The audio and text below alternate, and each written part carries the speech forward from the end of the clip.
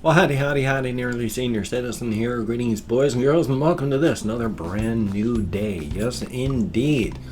I'm feeling much better. I'm still a little bit wheezy, still a tiny bit full, but past that feeling, at least 90% better.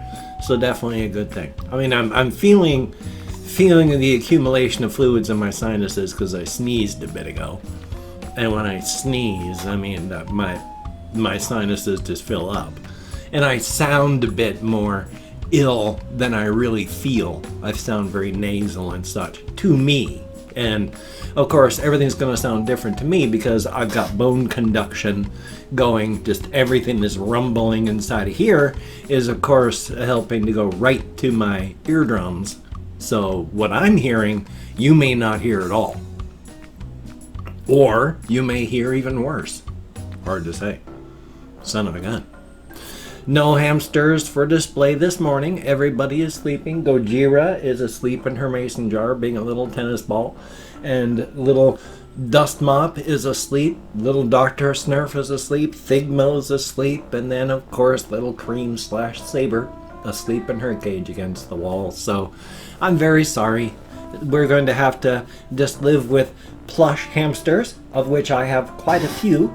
Plush hamsters. I think plush hamsters are all very cute too. I can't tell if there's any more up there. And then the ones down here and up there. So there's very cute little hamsters inside of like fruit rinds, which are they're from Japan, sent to me by somebody who was in Japan. And unfortunately, I don't know what happened, but the person that sent me these things talked a lot in comments and then sent me some things and then just suddenly cut off all lines of communication and vanished. So I have no ideas what happened, why, but that's where these little cute things came from. Or other people have sent me cute little stuffed things. I cannot remember details like that. Unfortunately, my brain. Life is life, though. Thumbs up. Hey, at least I have a brain, and that's a good thing. Thumbs up for that.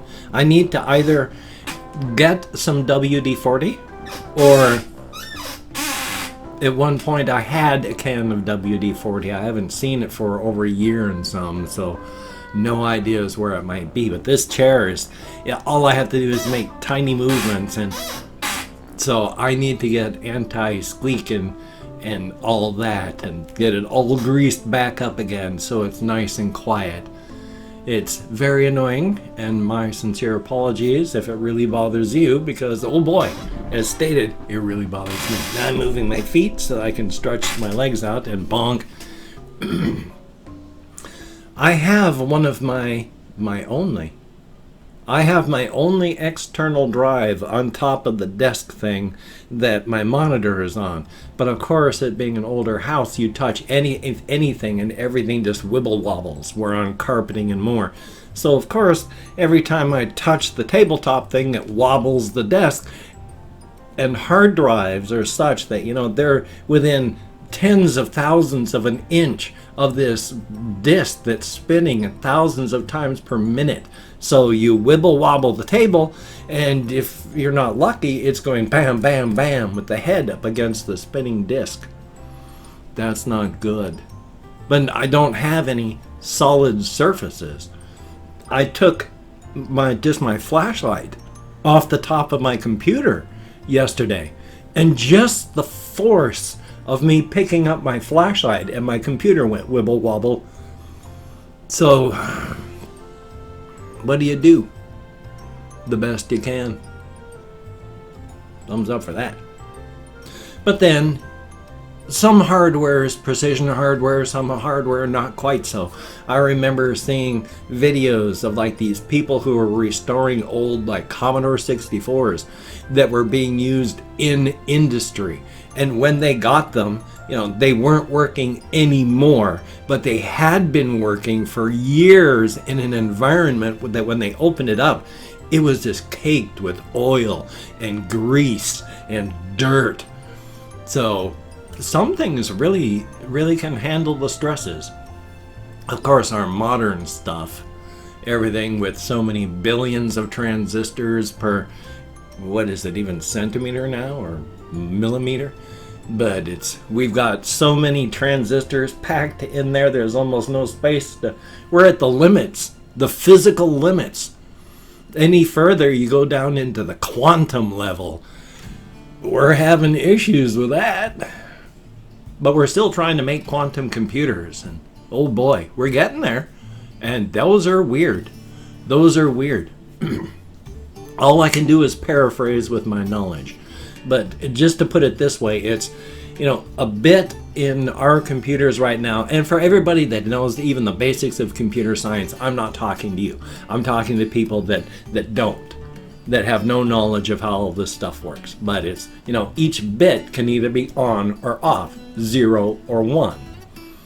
And that's it. Those are the charges they hold. And it's just where electricity can run through. If it can run through, it's on. If it can't, it's off. 0, 1.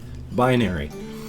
The thing about that, though, on the quantum level, is each bit can hold anything. It doesn't have to be just on or off. It can be anywhere from 0 to 1, 0.5, 0.3, 0.9. It's bizarre. Very, very strange. But they're very useful, very powerful, and I don't understand it. Very, very few people understand quantum mechanics, but whether you understand it or not, if you can use it, then you're fine.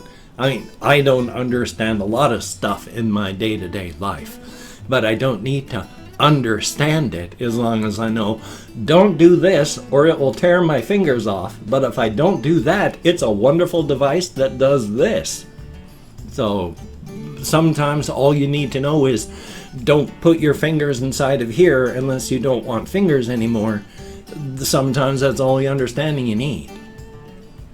Because, oh boy, I mean, I have seen flashing. Today is just a wild, random association thing. Pictures, and I've worked with machinery that could have just destroyed you instantly, but there's the people that have gotten a bit of clothing caught in these like lathe things where the metal tube or piston is just spinning, and you can see where their arm has wrapped around and around this thing and it's destroyed. I mean, they're lucky they're alive because their arm from their fingers to here it's ripped, torn, shredded, and destroyed just in a second. And I used to work in a frozen food place where we processed vegetables so we could freeze them. One of them was the corn line. Now, there's a couple machines that they have for this, all of them terrifying. One of them is the huskers. Now, I don't know if they have these same things anymore. This was back in like the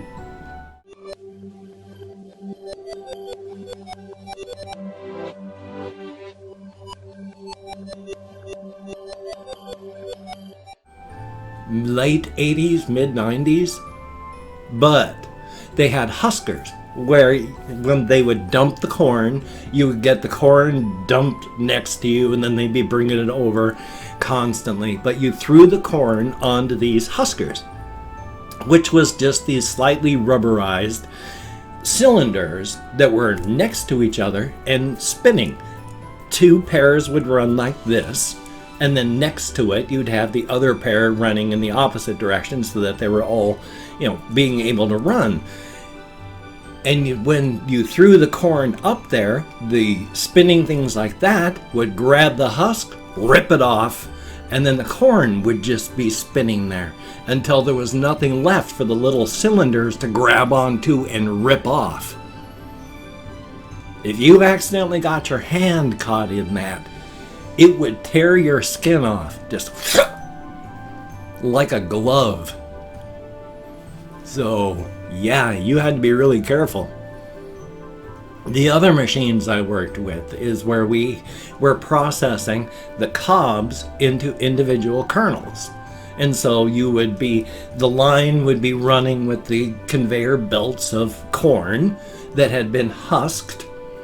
and then you just had a machine next to you. The conveyor belt was running in like this direction or this direction, and you had a machine with conveyor belt running in the opposite direction. So you had corn racing past you this way, and a conveyor belt in front of you running in the opposite direction. A lot of people got motion sick from that, amazingly enough. But you would put the corn onto the conveyor belt in front of you, and it would get sucked into the machine. Now, this machine was just big enough for a cob of corn, and it had grinders all the way around it, and it just went, and you just had a cob that went thump and fell out. So you just found the good ones, dropped them onto your conveyor, and now occasionally you get jams. So, oh boy, you made really, really sure that your brake button was hit and your safety was put down on top of that, because you would have to reach into the machine that had the cobbing that could just take your arm down to the bone in less than a second to grab the stuff inside and get it out so that you could get your machine running again. And then you would pop the covers all back on and then turn the safety off and then hit the power on and then start up your line again. But you made damn sure that you weren't just going to have a grizzly stump at the end of that. Hokey smokes. So, I don't know what things are like in food processing lines now. In some ways, I imagine it's better, if not. I mean, a lot of it involved judgment, so I don't know how you could just automate it, because you had to find the good-looking cobs to put through. And if you ran like on the pea line for peas, what you were doing as they ran through all the various people is you were picking out the stuff that wasn't edible. And so you're doing your damnedest to pick out the stuff that wasn't peas, like the pea plant, branches, plant stuff. And so I don't know what they do now, but this is just judgment stuff. So do they have machine learning and good enough for that? I imagine they probably do. Machine learning and automation is amazing anymore. So thumbs up for that. I did not go walkies last night. I'm just trying to go walkies every other night until I get better. Because like I say, I'm like 90% better, but just enough to not feel wonderful and perfect. Well, wonderful. 90% wonderful. Just that extra bit where I should be, not there yet. So really, it's 80% when I get to 90% wonderful feeling capacity. Very rarely do you feel 100%. And that usually involves ingesting demonetizable materials. Yeah, demonetizable. Good old YouTube. So, thumbs up for that. Oh, excuse me. Yeah, so didn't go for a walk. Didn't really feel all that wonderful. Otherwise as well, I mean, my legs didn't feel good. They would have been happy with a walk. The rest of me didn't want to, let's see, try to find it, there we go. The rest of me didn't want to do it. My legs did, so I didn't. I didn't even do anything constructive. I just relaxed. I watched videos. I played some games. I've reached a stuck point, another choke point in the game Ion Fury. Only it's the same one I reached before. I've hit a point in the game where I don't know how to progress. And this is a game that is, even though it's come out just now, 2019, it's still using the build engine from the mid-90s. And it's hand-drawn with sprites. And it is old school. It does not hold your hand. It's got a lot of modern quality of life changes and improvements. But past that, it does not hold your hand. If you've got a door you've got to get through, it's up to you to find where they hid the key. They're not going to hold your hand. So right now, I enter an area after I get through a door, which means it's a color keyed door, so it's something important to get through. But I go inside, and then an earthquake occurs, and it squashes a car. There's no place to go in there. So I use the key card to get in there, so it's important, but nothing happens. Which means I probably have to move faster than I'm doing, but I don't know. The game does not hold your hand. It lets you figure it out.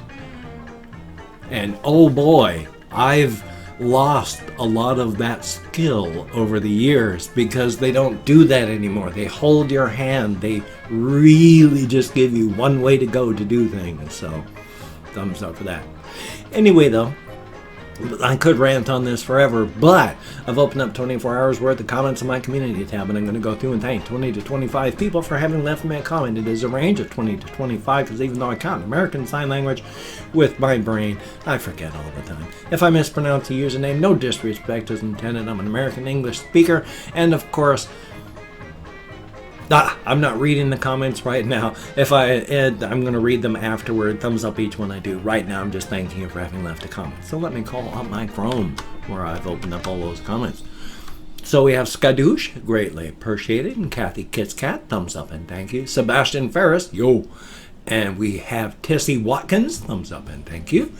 PK2Cool, thumbs up and thank you. And of course, Esau Nagar, thumbs up and thank you. And then we have Diddle's Music, greatly appreciated. Sam Ball, thumbs up and thank you. Philip Gatt, greatly appreciated. Ollie B, thumbs up and thank you. We have Wimpy Denton, thumbs up and thank you. Janden FNA Ganan, I don't know how to pronounce that properly, but thank you very much. Colin Reisenauer, greatly appreciated. ZinQSX, thumbs up and thank you. They call me Skinny. Heck of a name. Abdel Qadir Kubaja, I'm nowhere close, but thank you very, very much. And Rasmus Sundberg, thank you very, very much. Marilee Kashiro, greatly appreciated, and good to see you in the comments. Definitely a thumbs up. Capuchapachi Paul, thumbs up and thank you. And Russian Timing, greatly appreciated. Adrian Bryan, thumbs up and thank you. And then we have Mr. Creeper Bell 374. Matilda Ida, I sure hope I'm close. And then we have, that's it. I can't even get 25 people. Not even 25 people left me comments over the last 24 hours for me to thank. So I would have thanked you if I'd had more people to thank. But for everybody that did leave a comment, thank you so very much. It is appreciated. My channel is just dying. Oh man. I mean, worse than ever. YouTube is just burying me. And joy. If you could check out my various links, I have Twitter, Facebook, GoFundMe, Patreon.com, NearlySeniorCitizen.com. If you could donate to my GoFundMe campaign or become a Patreon.com patron like one of these beautiful and awesome people, that would be beautiful and awesome. I have a Patreon link, not Patreon, I have a PayPal, boy that was tough to say, link down below if you would like to contribute that way. I have an Amazon wish list if you'd like to support me in some fashion without actually sending me money. That would be very cool. Now, if you cannot donate, or you simply do not donate, I take all good wishes and I deposit them in the bank of my heart where I draw interest, so thank you very much. And if you could toss me a like, I do appreciate all the positive validation I get from my existence. And of course, if you could subscribe to the channel, that would be very cool. Greatly appreciated. I would understand if you did not wish to, but if you are done with it, I will do my very best to keep you entertained from now until the literal end of time. I cannot speak English today. My sincere apologies. And of course, if you watched this to the end, thank you so very, very much. I wouldn't blame you if you didn't. I mean, it's roughly the same with a little bit of added stuff in there to keep you on your toes. But on the whole, it's a wrap-up, and it feels like a wrap-up. And during wrap-ups, people tend to get up and walk out. So if you do watch to the end, thank you very much. If you don't, you're gone, but I don't blame you, so there is no animosity. Definitely a thumbs up. Well, shucks, I've got this video here today. I have the second part of Minecraft Monday. I'm going to be working on another song, Mutilation. Hopefully not so dark this time. Hokey smokes, the last ones have been dark. Yikes. But hopefully a little less bright and cheerful in this disturbing, dreamlike way. So definitely a thumbs up. Well, shucks, I could drag this out another 30 seconds, but there's nothing more to say. So you take care. Have a great day today. I will see you on the flip side, my friend, and that is a very good day. a very good day, a very good thing. Have the best day you can have. I'm going to do the best I can, and that is a very good thing.